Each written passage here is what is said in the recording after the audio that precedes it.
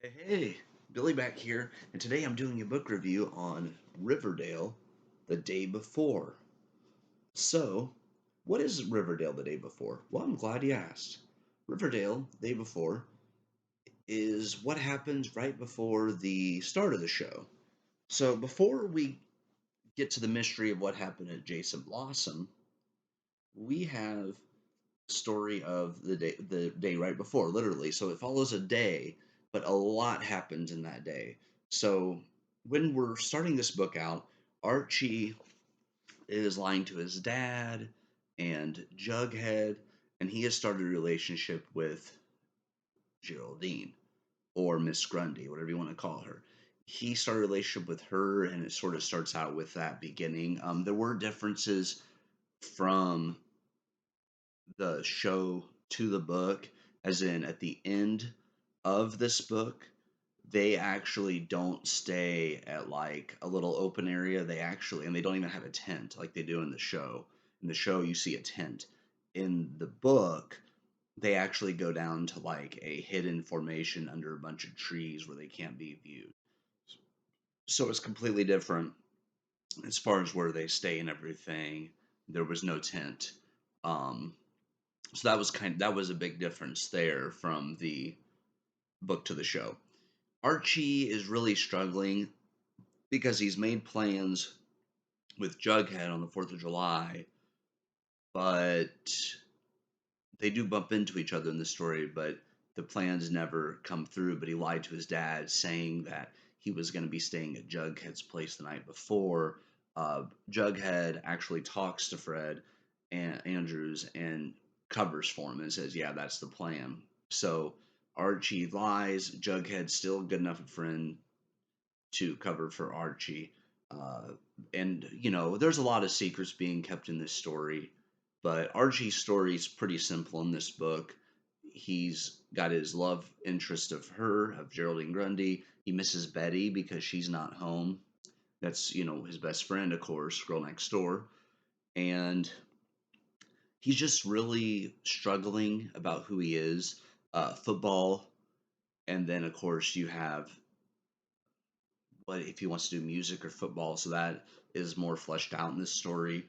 But he's kind of going back and forth on it, and he plays music with Miss Grundy um, even before we start the show.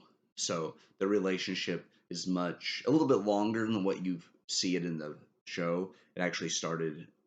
They go into more detail. So that's Archie's story.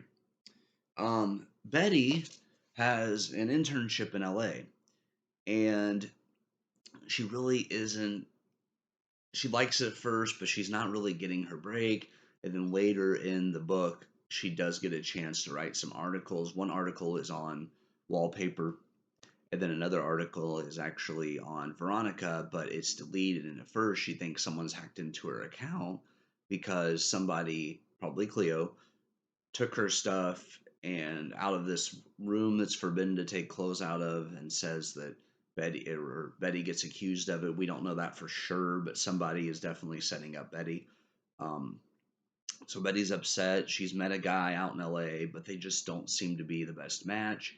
Betty has some anger issues, of course, which she gets into here. But then she finds out later the article was deleted because of a big news story that happens to the lodges. So Veronica, at this point, has heard about Veronica Lodge, but she's not really getting anywhere as far as research to write an article about her. And just when she does manage to write an article, it's mysteriously deleted. Betty, LA Betty, as she calls herself, she's growing as a person out here, and it's really challenging her. She's incredibly smart, just like she is in the show, and I really like her character in this. Okay, now we get to Jughead, who was just trying to get by. His he doesn't know that his dad's not working for Fred Andrews, but he's told while he's working the theater that his dad is not only back with the serpents, but is likely the leader. And Fred confirms pretty much the same thing, but he hasn't worked for Fred for a while because he kept showing up to work drunk, as you know from the show. Um, Jughead's going through a lot though. He wants to see his best friend Archie on the 4th of July, and they make plans, and Archie doesn't show up.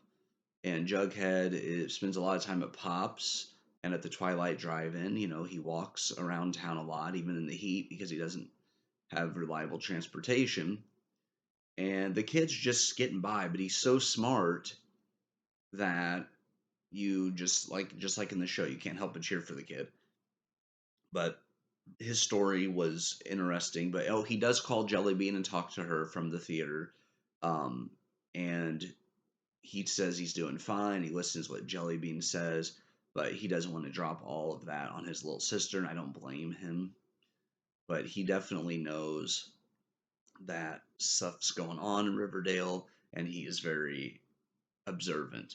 And then we get to the most interesting character of this story, and that is Veronica Lodge. And the reason I say that is she has the most, I'm going to say, dramatic story, and that is that Veronica Lodge is a spoiled rich girl at the beginning of this story.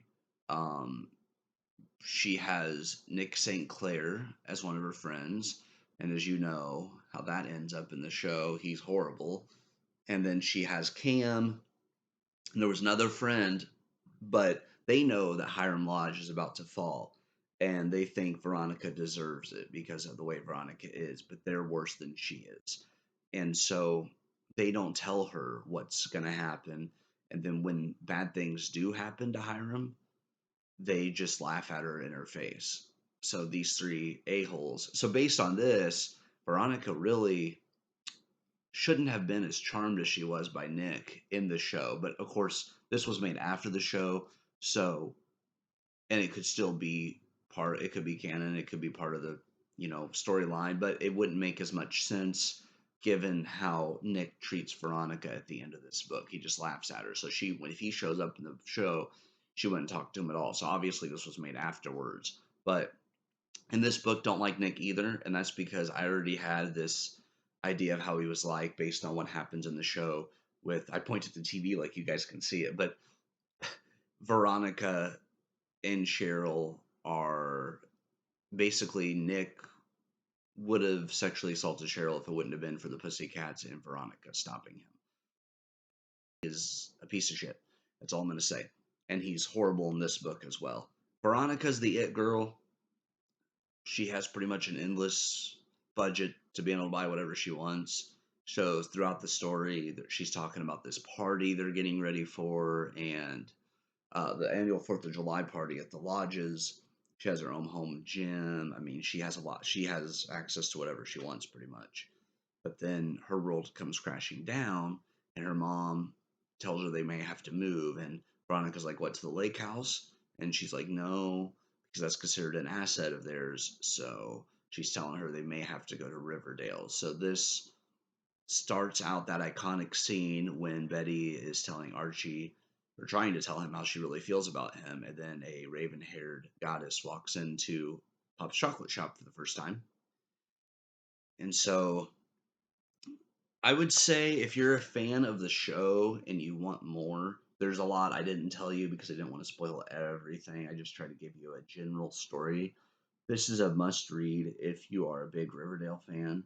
Um, the book itself is only $10, so not bad. There's a whole series of these. This is a prequel novel by Mikkel Ostow, and if you look at the cover, you see the shape of Archie's head with Pop's chocolate shop in the front, and then a car with someone leaning on the hood of the car. Can't quite make out who that is. But this is a very good book. I'll be honest, it jumps from person to person. It's only 264 pages plus an epilogue. So if you count the epilogue, then you're looking at 271 pages. So not a super long book, not a super short book either. But I found myself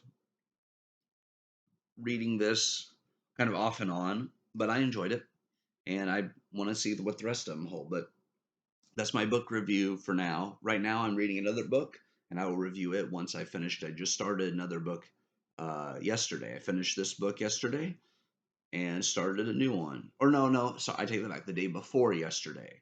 So I finished this the day before yesterday and started a new book right after that. So I'm on my this will be my third day on my new book, and I don't read for speed. I read for enjoyment. So sometimes if I have a busier day like I have been, I'll read one chapter, maybe two. Some days if I'm at work on break, I'll read a chapter at break. So I'll read like 3 to 4 chapters, just depends on the day. All right, guys. Well, this has been a book review, and I will have more on the channel for you.